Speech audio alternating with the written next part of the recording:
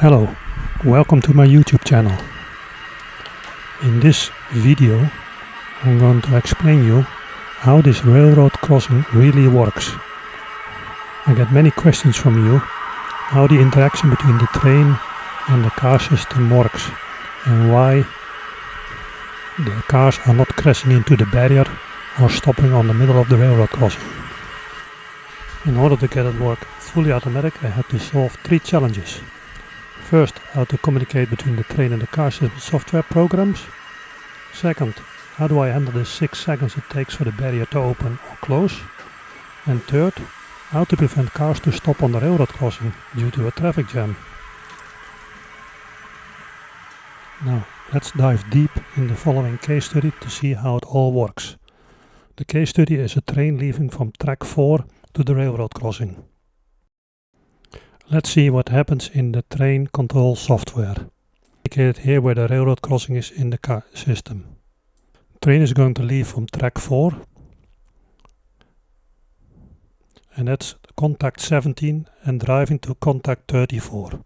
So we're going from 17 to 34. If we look in the details of the program, we see that the railroad barrier is going to close when a train is on contact 17 already.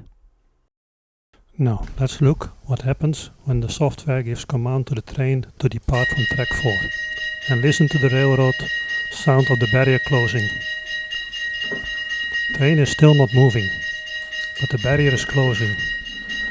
Now the train is moving. This was 5 to 6 seconds later than the command to depart. And that gave enough time for the barrier to close.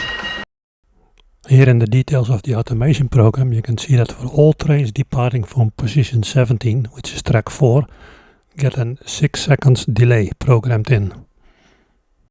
If the train software activates the railroad crossing, basically it sends a signal to the decoder address 109 and 110. Relay 110 is for the outer track and 109 is for the inner track. This double system makes sure that if a train comes from the opposite direction, the railroad will always stay closed. These 2 relays will then send a signal to the relay of the railroad crossing automatic called AHOP or the follow car system called FCS here. So now we have learned in fact that the train software is in fact setting the whole railroad closing into action. But now is the question, how does the bus stop in time? And how does the bus software know where to stop, because there are no sensors in the road. In the next slides I'm going to try to explain that. Let's now have a deep dive how this is all programmed in the car system. We are now zooming in on the layout of the car system. Here we see the railroad crossing. I've added 2 virtual traffic lights to simulate the railroad crossing.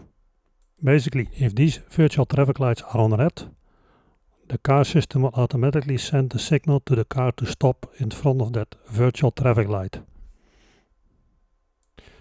Now, how is the car system going to get a signal to put the traffic lights on red? Well, this is done by the input signal which you can give to the erweiterungsmodule of the follow car system. When the train system wants to close the railroad crossing, it sends a positive signal to the E101. And when it wants to open the railroad crossing, it sends a positive signal to the E102. When the train has passed the railroad crossing, it sends a positive signal to open the railroad crossing. When the signal is received from the train that the gates are going to be opened, the car software waits 6 seconds before to put the virtual traffic light on green.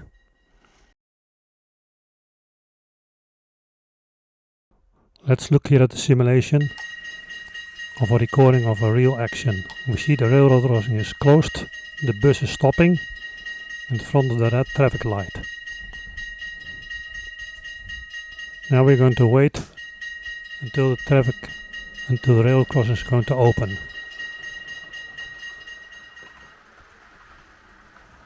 It's now opening, 6 seconds have passed and the light goes to green.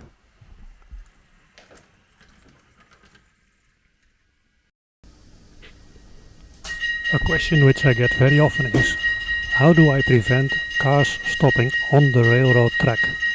This can happen, for example, when a vehicle is on the other side of the railroad and has to stop for a traffic light. So how can we prevent that? Let's look at the following scenario. The yellow bus is arriving first at the railroad crossing and behind it is the truck.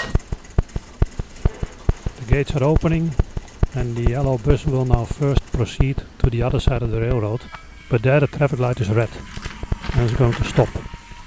We see now that the truck nicely holds before the railroad crossing. It doesn't move forward yet. And now the bus has moved and the truck goes forward. So, how have we programmed that? Basically, I have added two additional virtual traffic lights, V29 and V30.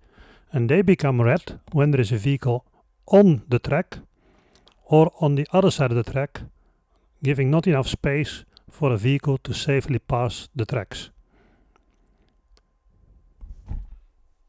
I wrote a program so that when the section S5 is occupied by a car, automatically the virtual traffic light goes on. So, summarizing, the train gives the command to close the railroad crossings and the train itself waits 6-7 seconds before it departs.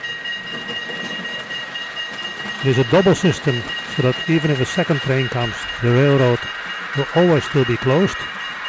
At the same time, a signal is given to the car system, which put virtual traffic lights red and to keep those cars waiting at the right spot. And if the railroad crossing is opened, the system prevents that cars stop on the tracks by detecting a car on the tracks or on the opposite side of the tracks. Only when that spot is free, cars can move to the other side. Thank you for watching.